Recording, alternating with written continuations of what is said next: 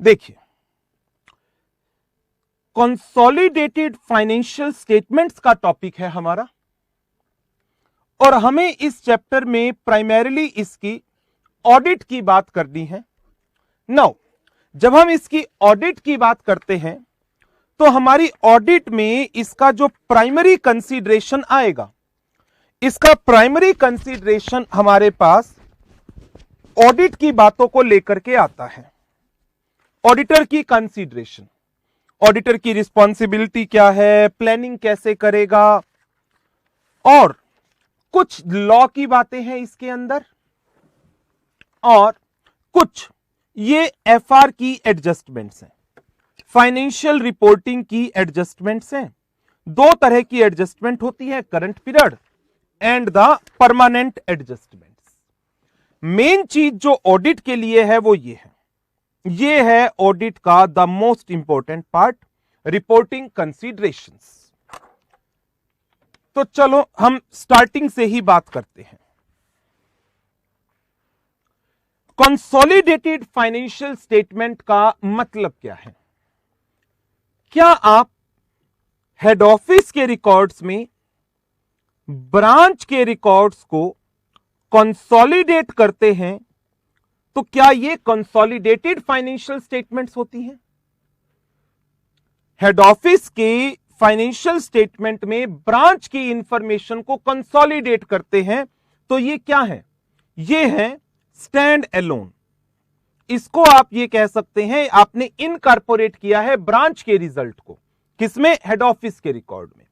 लेकिन यदि आप एक होल्डिंग कंपनी की फाइनेंशियल स्टेटमेंट में सब्सिडियरी, एसोसिएट, ज्वाइंट वेंचर, इनकी फाइनेंशियल इंफॉर्मेशन को इनकॉर्पोरेट करते हैं, then it is consolidated financial statements. क्या ये एंटिटीज, होल्डिंग, सब्सिडियरी, एसोसिएट, क्या ये अपनी स्टैंड अलोन फाइनेंशियल स्टेटमेंट्स को भी बनाएंगे? क्या होल्डिंग, सब्सिडियरी, एसोसिएट अपनी स्टैंड अलोन फाइनेंशियल स्टेटमेंट को भी बनाती हैं? बिल्कुल, डेफिनेटली बनाती हैं।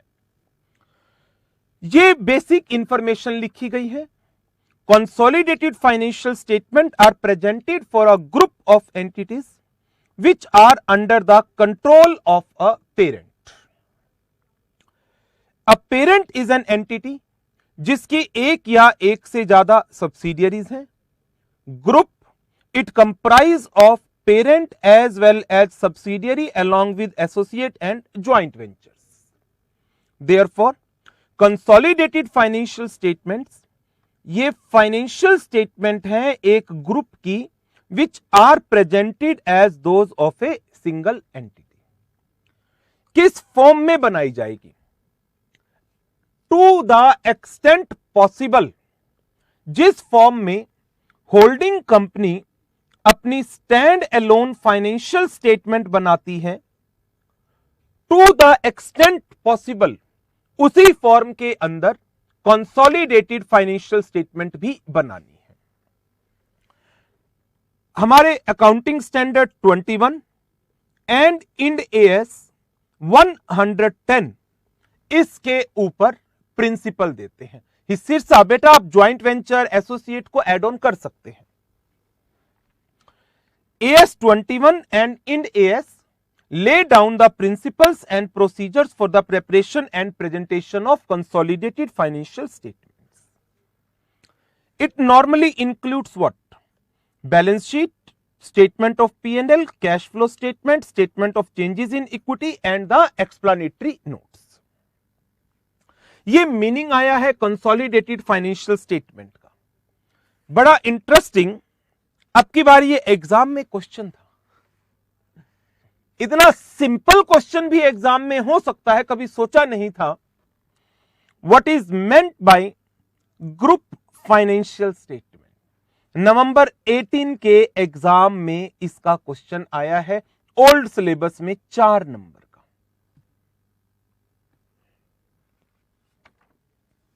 नाउ आगे बढ़ते हैं इसकी स्टैट्यूटरी रिक्वायरमेंट के ऊपर।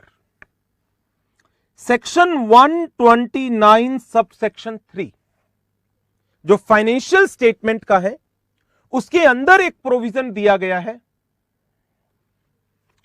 Where a company has one or more subsidiaries or associate companies, it shall in addition to financial statements prepare a consolidated financial statements of the company and all of its subsidiaries and associate company in the same form and manner जो उसका अपना है, in accordance with applicable accounting standards। क्या company law ने यह mandatory किया? यदि एक कंपनी में एक या उससे ज्यादा सब्सिडियरी या एसोसिएट हैं, in addition to their own financial statement they are required to prepare their consolidated financial statement as per the AS. Exemption है।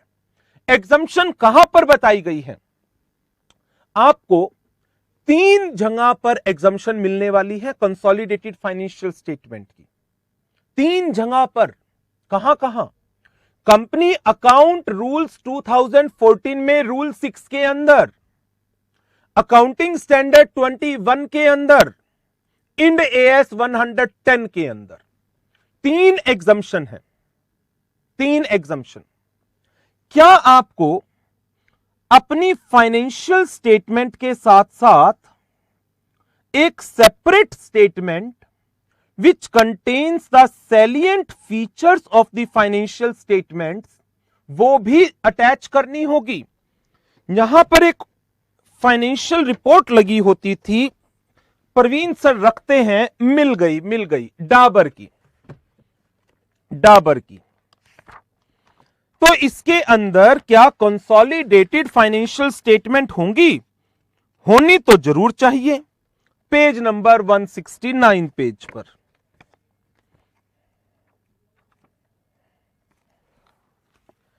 बेटा यहां पर पटना यही रखी हुई है एक, कोई दूसरी कल ले आऊंगा। कितने साल से चल रही है?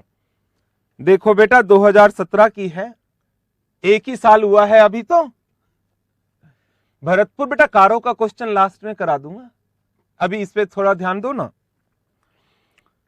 कंसोलिडेटेड फाइनेंशियल स्टेटमेंट्स, ये सर ने समझा भी रखी है, सर की राइटिंग में लिखा हुआ भी है। Consolidated balance sheet, consolidated statement of profit and loss, consolidated cash flow statement, consolidated cash flow statement, उसके बाद statement of changes in equity है, देन नोट्स हैं। ये इस तरीके से इसके अंदर ये इसके सारे कंप्लीट नोट्स चल रहे हैं, चलते जा रहे हैं सारे कंप्लीट नोट्स। मैं जो आपको दिखाना चाह रहा था वो ये पॉइंट दिखाना चाह रहा था। Company is also required to attach along with its financial statement a separate statement. अच्छा, क्या अब कंसोलिडेटेड कैश फ्लो स्टेटमेंट बनाई जाती है? क्या इसकी रिक्वायरमेंट है कंसोलिडेटेड कैश फ्लो स्टेटमेंट की? It is required only for those entities जिनके ऊपर कैश फ्लो स्टेटमेंट की रिक्वायरमेंट आती है, जनरली नॉट। ये देखिए, in addition to consolidated financial statement हमें एक सैलिएंट फीचर्स देने होते हैं सारी सब्सिडियरीज के, एसोसिएट्स के। कौन से फॉर्म में?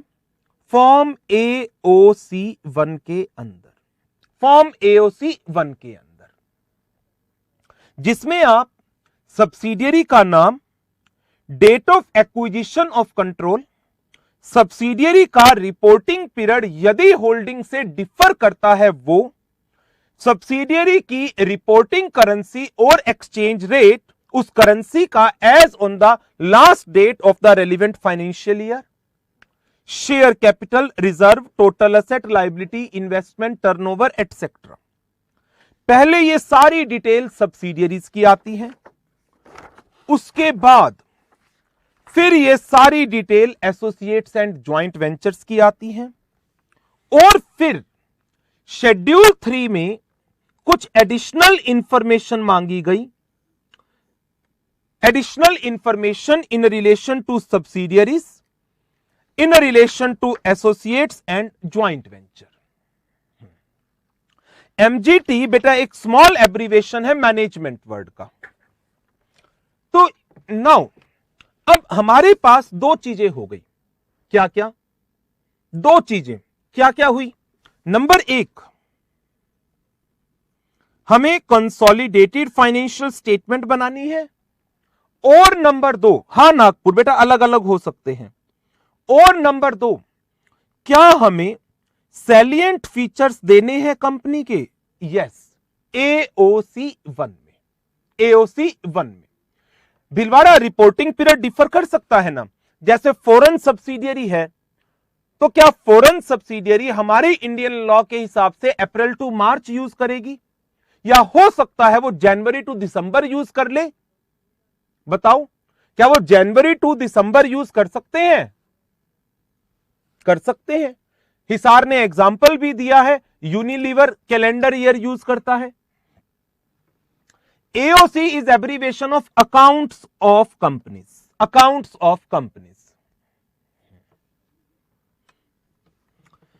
Central government may provide for consolidation of accounts of companies in such manner as may be prescribed. तो कंसोलिडेशन का रूल कौन प्रोवाइड कर देगा हमें? सेंट्रल गवर्नमेंट प्रोवाइड कर देगी। तो क्या सेंट्रल गवर्नमेंट ने कोई रूल प्रोवाइड किया? बिल्कुल, rule number 6। Rule number 6, rule number 6 में इन्होंने क्या कहा?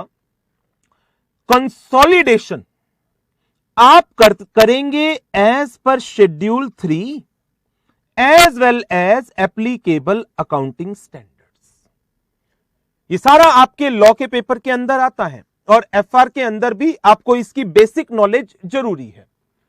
एक्ट में एज में भी प्रिस्क्राइब्ड क्यों होता है? क्योंकि उसके लिए रूल बनाए जाते हैं, रूल मिनिस्ट्री बना देती है। एक्ट तो पार्लियामेंट से बनता है झारसुगुड़ा, जो रूल है उसके लिए आपको पार्लियामेंट में नहीं जाना पड़ता।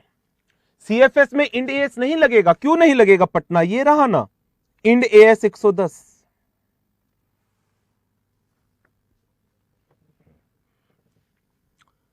First proviso, first proviso rule 6 में क्या लिखा है बेटा? आ रहे हैं ना, रूल 6 पढ़ रहे हैं, देखो ये पूरा रूल 6 चल रहा है। रूल 6 का फर्स्ट प्रोवाइजो क्या कहता है? यदि एक कंपनी 129 सबसेक्शन 3 में कवर होती है, मींस जिसकी सब्सिडियरीज हैं, which is not required to prepare consolidated financial statement under the AS, under the AS, then क्या उसको शेड्यूल 3 की कंप्लायंस करनी होगी? फर्स्ट पैरा में पटना क्या कहा? कंसोलिडेशन आप करेंगे as per schedule 3 and applicable as. लेकिन यदि एंटिटी पर एएस अप्लाई नहीं हो रहा, एएस की अकॉर्डिंग कंसोलिडेशन नहीं हो रही, तो क्या आपको शेड्यूल 3 के डिस्क्लोजर्स देने पड़ेंगे या नहीं देने पड़ेंगे? ये बता दो मुझे।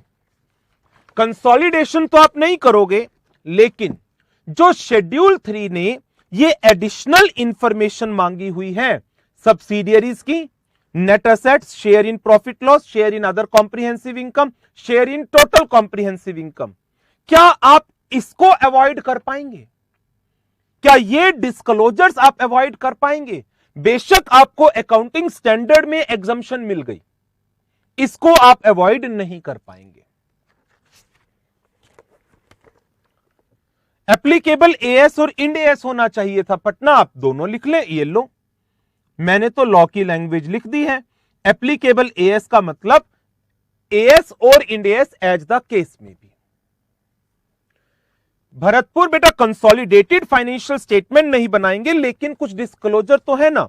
आप एक बात समझिए, आपके पास टोटल में 3 चीजें हो गई। 3 चीजें क्या क्या? नंबर 1 पर हो गया आपके पास कंसोलिडेटेड फाइनेंशियल स्टेटमेंट। एक, यदि अकाउंटिंग स्टैंडर्ड में एग्जम्पशन है, क्या आपको यह बनानी पड़ेगी? यदि अकाउंटिंग स्टैंडर्ड्स में एग्जम्पशन है, चाहे एएस 21 है या इंड एएस 110 है, क्या यह बनानी पड़ेगी? नहीं, नहीं बनानी। फॉर्म AOC1, फॉर्म AOC1 जिसमें सैलिएंट फीचर है सारी सब्सिडियरीज के, जो एडिशनल रिक्वायरमेंट है एक, क्या वो देनी पड़ेगी? क्या वो देनी पड़ेगी? बिल्कुल देनी पड़ेगी वो तो। और क्या इसके अलावा जो शेड्यूल 3 की रिक्वायरमेंट है, आप कंसोलिडेटेड फाइनेंशियल स्टेटमेंट बनाएं या ना बनाएं, यदि आपको एग्जम्पशन भी मिल गई तब भी आपको शेड्यूल 3 की ये कंप्लायंस तो करनी पड़ेगी या नहीं करनी पड़ेगी? शेड्यूल 3 की ये कंप्लायंस तो आपको करनी पड़ेगी। देखो यही बात लिखी है, if A company covered under section 129(3) which is not required to prepare consolidated financial statement under the accounting standard, it shall be sufficient if the company comply with the provision on consolidated financial statement as provided in schedule 3। Bharatpur अगर subsidiary है तो holding को CFS बनाना जरूरी होता है। हां, CFS बनाना जरूरी होता है, बट भरतपुर देखो रूल 6 में क्या लिखा है, जो सीएफएस बनेंगी वो as per schedule 3 and applicable as बनेगी। लेकिन एप्लीकेबल एएस में एग्जम्पशंस हैं कुछ जगह पर, जैसे मैं अभी आपको 2 क्वेश्चंस कराऊंगा, वहां पर मैं आपको कह दूंगा नहीं नहीं कंसोलिडेशन नहीं करना। अच्छा, कंसोलिडेशन नहीं करना, लेकिन क्या एओसी 1 देना है? आप कहेंगे हां देना है। मैं कहूंगा शेड्यूल 3 की रिक्वायरमेंट पूरी करनी है, आप कहेंगे हां करनी है, हां करनी है। तो फर्स्ट प्रोवाइजो के मैं अभी आपको 2 केस स्टडी कराऊंगा संबलपुर, वहां से ये और क्लियर हो जाएगा कि बेशक आपको कंसोलिडेटेड फाइनेंशियल स्टेटमेंट नहीं बनानी, लेकिन आपको शेड्यूल 3 की कंप्लायंस तो करनी होगी। Why it is proviso? बेटा लॉ का बेसिक है ये तो, जहां पर एक मेन चीज के साथ उसकी आगे एडिशनल बातें लिखी जाती है। हां, AOC 1 is required under section 129(3), बिल्कुल, लेकिन ये सैलिएंट फीचर आपको देना ही देना पड़ेगा। हां जी पलवल, आप कर सकते हैं, आज से नया ही टॉपिक शुरू हुआ है ये। सेकंड प्रोवाइजो, सेकंड प्रोवाइजो, अब इसके बारे में देखिए ये क्या कहता है। ये कहता है पहली एग्जम्पशन आ रही है जो लॉ ने खुद दे दी, लॉ ने खुद दे दी, ये रही ना नागपुर बेटा 129(3) की एग्जम्पशन रूल में आएगी, ये आ गई पहली एग्जम्पशन। अब जरा पहले मेरी बातें सुने। Nothing in this rule shall apply in respect to preparation of consolidated financial statement by a company, यदि ये 3 कंडीशंस पूरी कर दे। झारसुगुड़ा बेटा फॉरेन कंपनी की कैसे कंसोलिडेशन होगी वो आप एफआर में पढ़ेंगे, तो थोड़ा सा ना आपको मैं बेसिक करा रहा हूं, तो जितना रिक्वायर्ड है उतने का मैं बेसिक करा दूंगा, बाकी आप डिटेल फॉरेन कंपनी होगा, किस टाइप की कंपनी होगा, वो एफआर के अंदर पूरी डिटेल आ जाएगी, कैसे वो कन्वर्जन वगैरह होंगी। मैं एक एग्जांपल लेता हूं, एक कंपनी है एच, उसकी एक सब्सिडियरी है एस, एस की एक सब्सिडियरी है S1, S1 की एक सब्सिडियरी है S2। नाउ इसमें कितने ग्रुप हो गए? इस एग्जाम्पल में कितने ग्रुप हो गए? 1 2 3। क्या सब्सिडियरी की सब्सिडियरी होल्डिंग की भी सब्सिडियरी होती है? हाँ। तो इसमें कंसोलिडेटेड फाइनेंशियल स्टेटमेंट कौन कौन सी बनेगी? Number 1 H plus S plus S1 plus S2 इसकी बनेगी। Number 2 S plus S1 plus S2 इनकी बनेगी। नंबर 3 S1 प्लस S2 इनकी बनेगी। S1 होल्डिंग है S2 की, S होल्डिंग है S1 और S2 की, H होल्डिंग है तीनों की। तो इस तरीके की फाइनेंशियल स्टेटमेंट, क्या ये एक अननेसेसरी का बर्डन नहीं लगता क्या आपको? क्या हम इसको अवॉइड कर सकते हैं? क्या हम इसको अवॉइड कर सकते हैं यदि जो मेन होल्डिंग है वो कंसोलिडेटेड फाइनेंशियल स्टेटमेंट बना ही रही है? तो क्या हम इन दो को अवॉइड कर सकते हैं? कर सकते हैं। 3 कंडीशन पूरी करा दो। 3 कंडीशन। पहली कंडीशन है, जो ये S है या ये S1 है, ये होली ओन्ड होनी चाहिए। होली ओन्ड मतलब इनकी 100% शेयर होल्डिंग H के पास होनी चाहिए। S1 के केस में S के पास होनी चाहिए। होली नहीं है कोई बात नहीं, पार्टली है, ओके, कोई दिक्कत नहीं, पार्टली भी है। H के पास S के 90% शेयर हैं, पार्टली ओन्ड है। तो S के 10% शेयर किसके पास हैं? बोलो जरा, उसको क्या नाम देते हो अकाउंट्स में? जो S के 10% शेयर ग्रुप है उसको क्या नाम देते हो अकाउंट्स में? नॉन कंट्रोलिंग इंटरेस्ट या माइनॉरिटी इंटरेस्ट का नाम दे देते हो। यदि इसकी माइनॉरिटी एग्री कर जाए और वो कह दे कि ठीक है, एस को S1 और S2 के साथ मिलकर कंसोलिडेटेड फाइनेंशियल स्टेटमेंट नहीं बनानी, एक। नंबर 2, ये S या ये S1 लिस्टेड एंटिटी नहीं है। नंबर 3, H ने अपनी कंसोलिडेटेड फाइनेंशियल स्टेटमेंट बनाई है और ROC के पास सबमिट करी है। यदि ये 3 कंडीशंस पूरी हो जाएं, तो क्या ये कंसोलिडेशन अवॉइड की जा सकती है? ये कंसोलिडेशन अवॉइड की जा सकती है, बिल्कुल। जैसे मैंने एग्जाम्पल लिया, तीनों मैं दोबारा से बताता हूं आपको एक एग्जाम्पल लेकर। एक कंपनी है H, इसके 75% शेयर हैं S के पास। S के 75% शेयर किसके पास है? H के पास। ये एक प्राइवेट लिमिटेड कंपनी है। इस कंपनी के पास A प्राइवेट लिमिटेड के 90% शेयर हैं, A प्राइवेट लिमिटेड के। H ने अपनी कंसोलिडेटेड फाइनेंशियल स्टेटमेंट बना ली, H plus S plus A की, H plus S plus A की। नाउ क्या S को भी अपनी कंसोलिडेटेड फाइनेंशियल स्टेटमेंट बनानी थी क्या? पहला क्वेश्चन मेरा, बताओ बेटा तीन सुखिया, क्या S को भी अपनी कंसोलिडेटेड फाइनेंशियल स्टेटमेंट बनानी थी? बनानी थी, S प्लस A की। लेकिन क्या ये एग्जम्पशन ले सकती है? क्या ये एग्जम्पशन ले सकती है? हां, ले सकती है। 3 कंडीशंस पूरी करें, 1 2 3। पहली कंडीशन, क्या S होली ओन्ड है H की? बताओ ग्वालियर, क्या S H की होली ओन्ड है? नहीं। दैट मीन्स इसका 25% क्या है? नॉन कंट्रोलिंग इंटरेस्ट है। इसका 25% क्या है? नॉन कंट्रोलिंग इंटरेस्ट है। क्या इनकी इजाजत जरूरी है?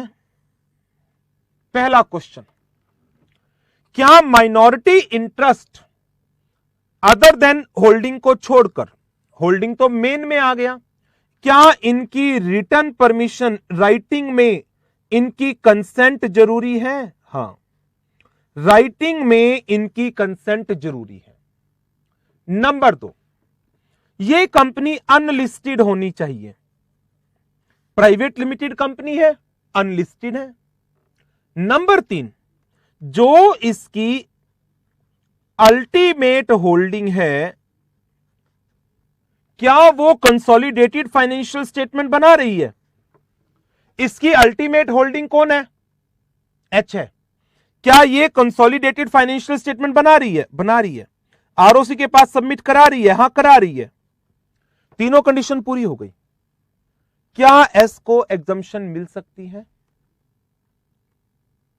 क्या एस को एग्जम्पशन मिल सकती है? हां, तीनों कंडीशन का कंप्लाई होना जरूरी है। इसके ऊपर मेरे पास एक क्वेश्चन भी है, देखिए।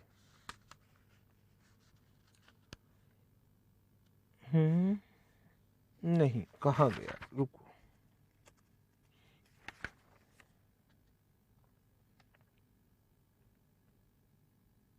नहीं, इसके ऊपर नहीं है, आगे वाले प्रोविजन पर है। S&A1 का ग्रुप नहीं बना सकता क्या? बनाना चाहो तो बना लो, ये तो एग्जम्पशन दे रहे हैं, फायदा दे रहे हैं जोधपुर, हम तो मत बनाओ। ये रूल 6 की बात हुई। अच्छा, आगे बढ़ते हैं। अकाउंटिंग स्टैंडर्ड 21 में क्या कोई एक्सेप्शन दी हुई है?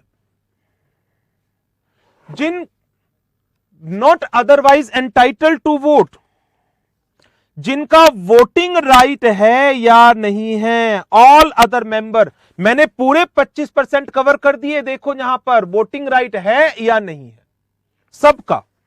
It is wholly owned or partially owned subsidiary of another company and all its other member including those not otherwise entitled to vote. 100% consent of, हां बिल्कुल बिल्कुल 100% शक्तिनगर। अच्छा, AS 21 की 2 एग्जम्पशन पता है आपको?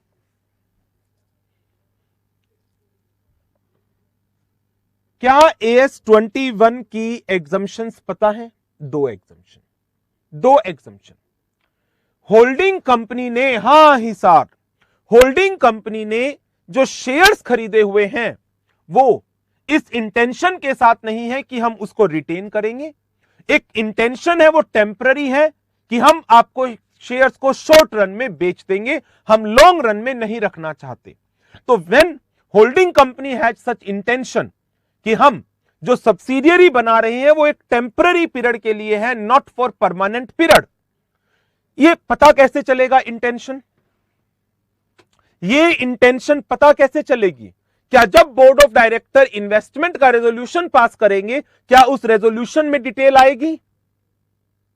क्या उस रेजोल्यूशन में डिटेल आएगी कि इंटेंशन क्या है आपकी? यस, उसमें डिटेल आएगी। नंबर 2, दूसरी कंडीशन क्या बताई गई? सब्सिडियरी कंपनी के ऊपर रेस्ट्रिक्शन लगी हुई है कि वो अपने फंड होल्डिंग को ट्रांसफर नहीं कर सकते। ऐसी कंडीशन कब लगाई जाती है? ऐसी कंडीशन जैसे मान लेते हैं किसी सब्सिडियरी कंपनी ने बैंक से लोन ले रखा है और बैंक ने लोन देने पर कंडीशन लगाई कि जब तक आप हमारे लोन को रीपे नहीं कर देंगे तब तक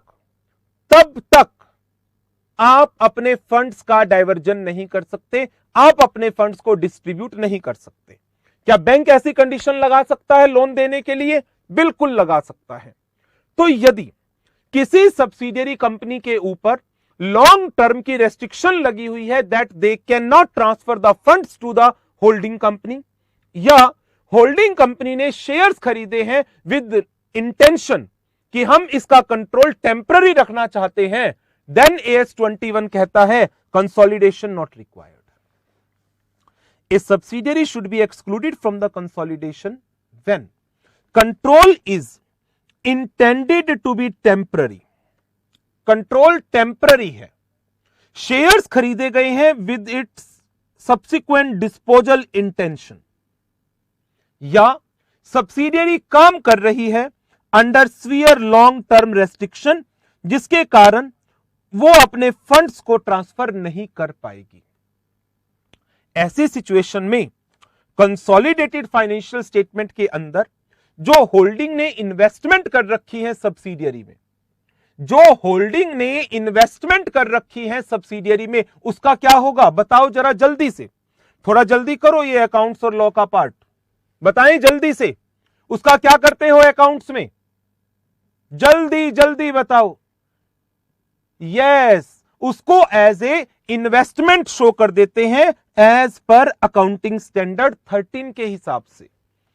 बेटा इतनी डिटेल में हम नहीं जा पाएंगे संबलपुर, मैं वो कुछ रेलिवेंट बातें डिस्कस कर सकता हूं आपके साथ। आप पूरा एएस के अंदर डिटेल में जाएं, ऐसी रेस्ट्रिक्शंस क्यों हैं उतना तो वो आप एफआर में पढ़ेंगे detail.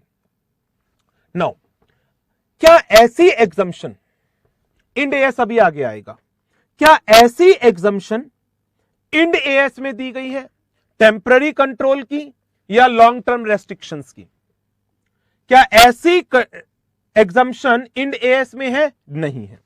There is no such exemption for temporary control और for operation under severe long term fund transfer restriction in Ind AS 110 and consolidation is mandatory for Ind AS compliant financial statements।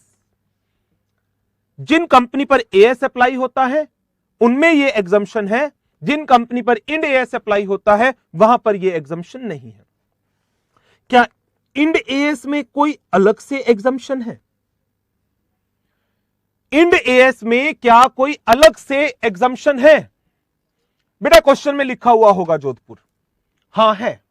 वहां पर exemption है किसकी? Investment entity की,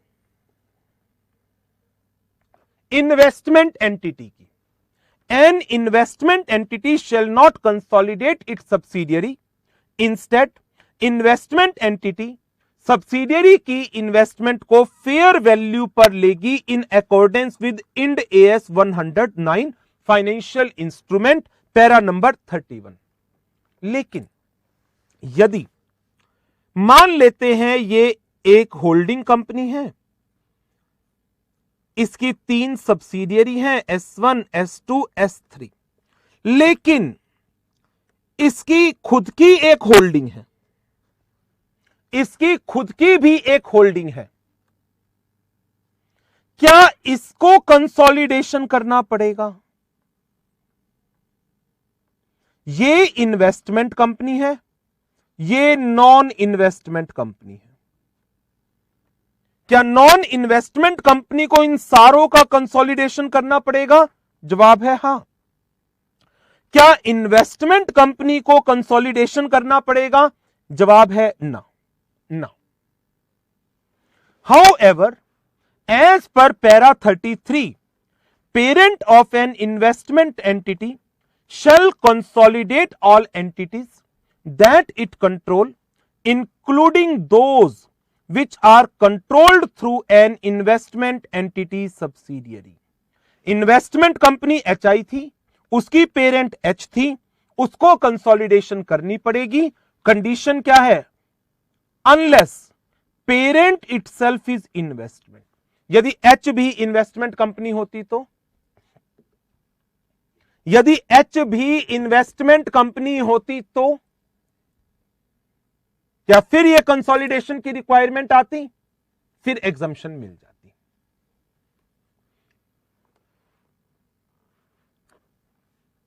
investment company का meaning क्या है? An entity that obtain funds from one or more investors for the purpose of providing those investors with investment management service। जो ये कंपनी है H1, ये इन्वेस्टमेंट मैनेजमेंट सर्विसेज दे रही है, इन कंपनी से फंड्स ले रही है और इनको कह रही है हम आपकी इन्वेस्टमेंट मैनेज कर देंगे। कमिटमेंट कर रही है दैट आपके फंड्स को इन्वेस्ट किया जाएगा फॉर रिटर्न्स, कैपिटल एप्रिसिएशन की फॉर्म में, इन्वेस्टमेंट इनकम की फॉर्म में और बोथ की फॉर्म में। रायपुर कह रहे हैं आप इसको छोड़ो, ऑडिट कराओ। बस बेटा मैं करता हूं, खत्म। मैंने इसीलिए पहले पूछा था क्या मैं आपको अकाउंट्स कराऊं, आप बोर हो सकते थे, आप कहते हैं कि ये तो सब हमने पढ़ रखा है, बट कोई बात नहीं, रिवाइज हो गया।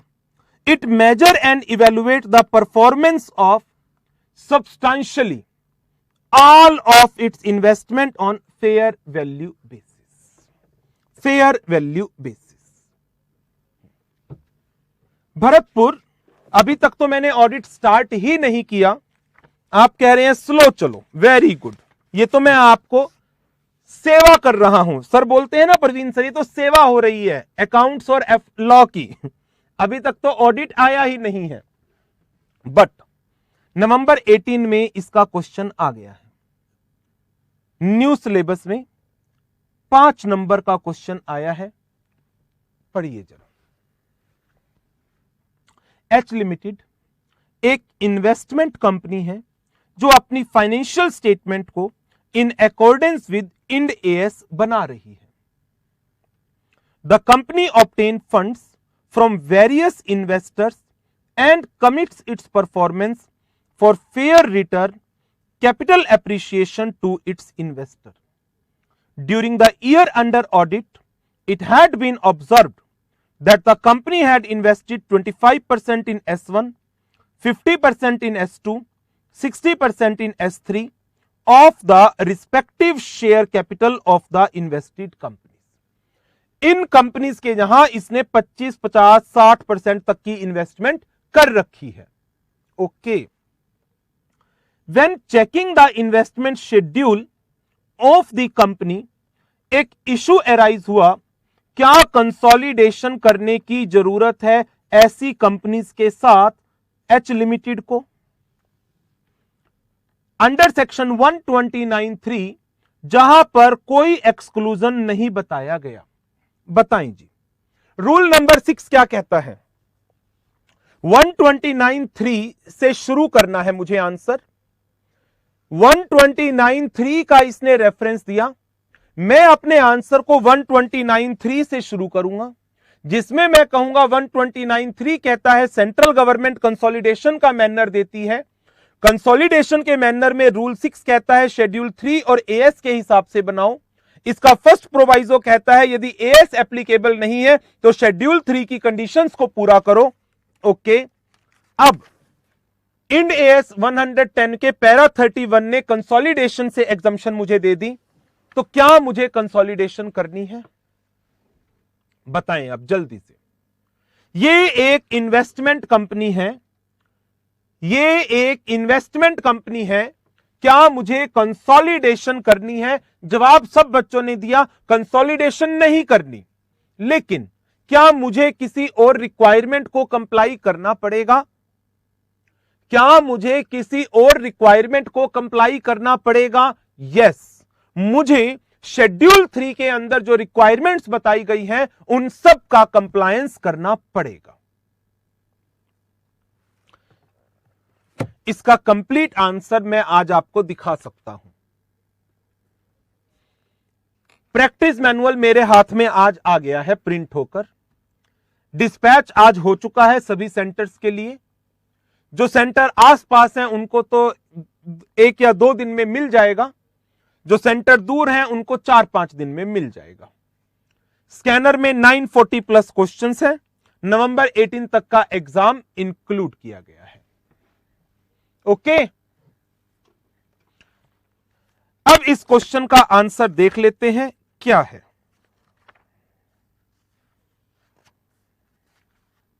ये रहा, मई 18 का है ये, तो नवंबर 18 न्यू सिलेबस। पहले 129(3) पर आंसर जाएगा, फिर रूल नंबर 6 पर आएगा, फिर इंड एएस 110 के पैरा 31 पर जाएगा और फाइनली कंक्लूजन आएगा। H Limited is not required to consolidate accounts of invested company as provided under para 31 of Ind AS 110.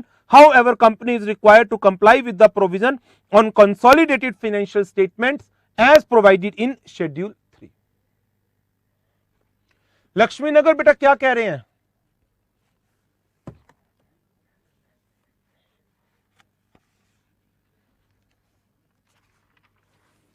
Question देखकर डर गए? अच्छा,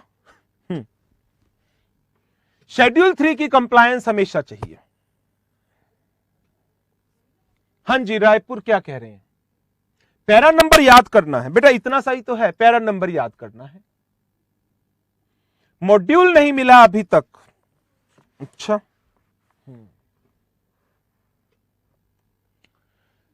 नो, मैं बता देता हूं बुक्स डिपार्टमेंट को।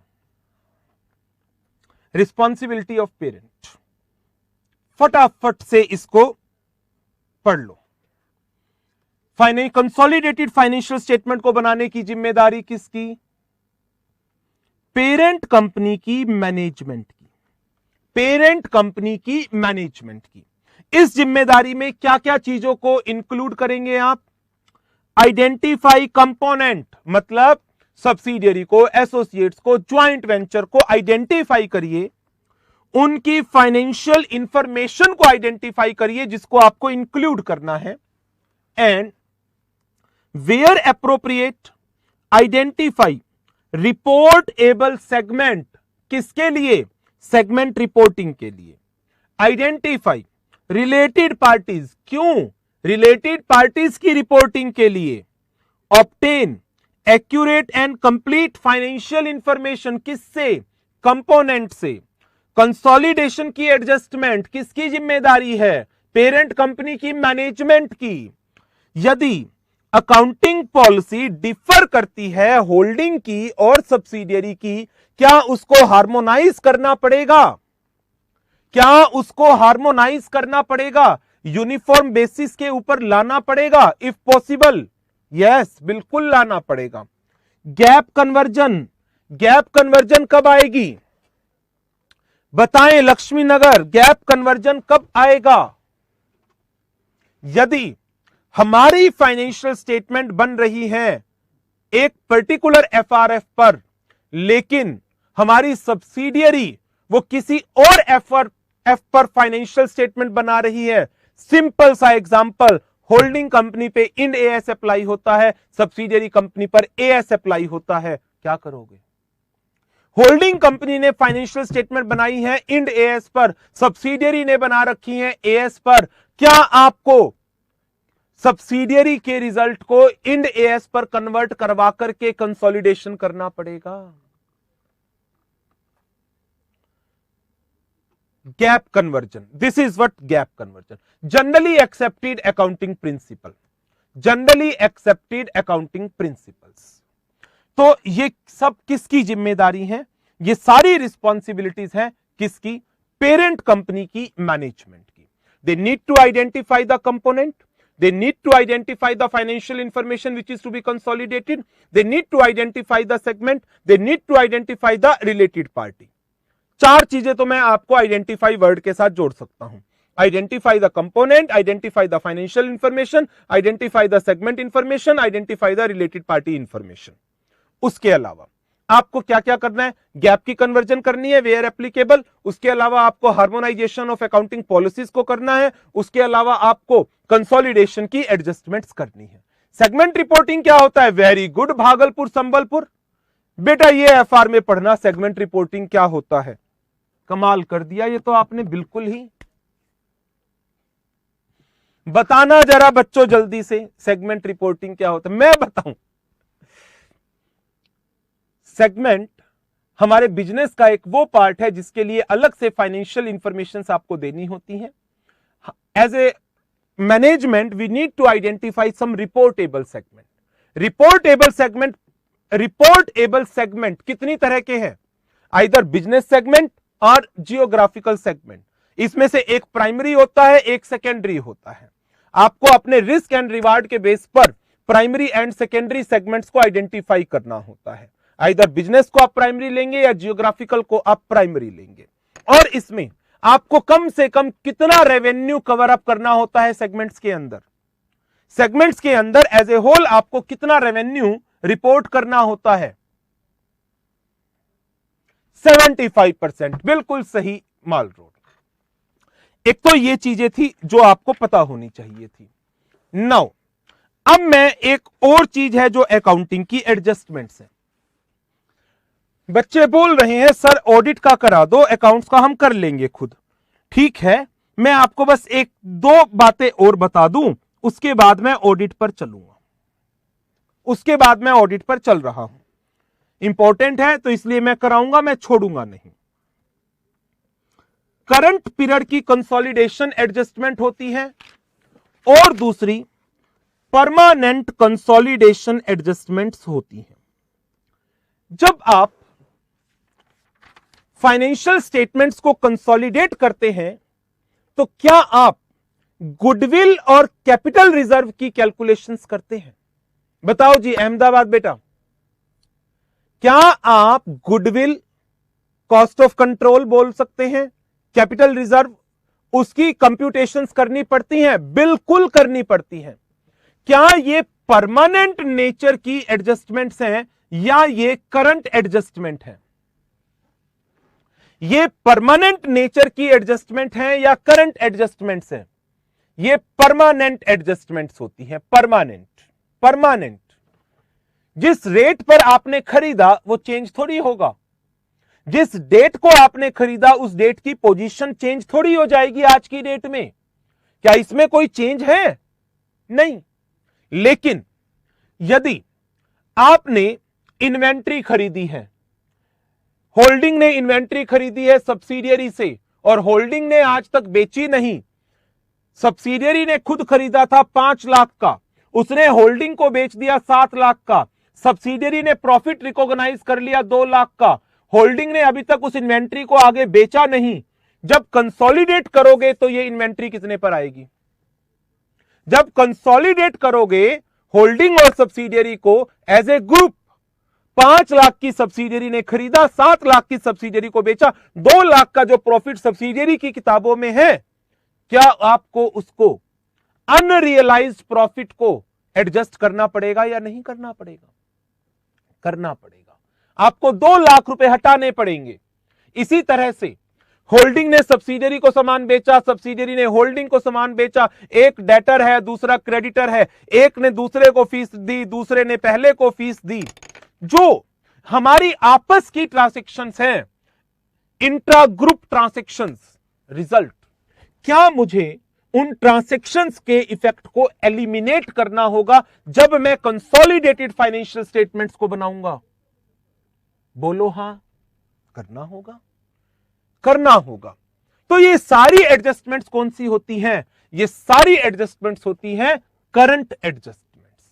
जब आप एफआर पढ़ते हैं तो आप इन्हीं एडजस्टमेंट्स के साथ 20-25 दिन काम करते हैं, current adjustments and permanent adjustments के साथ।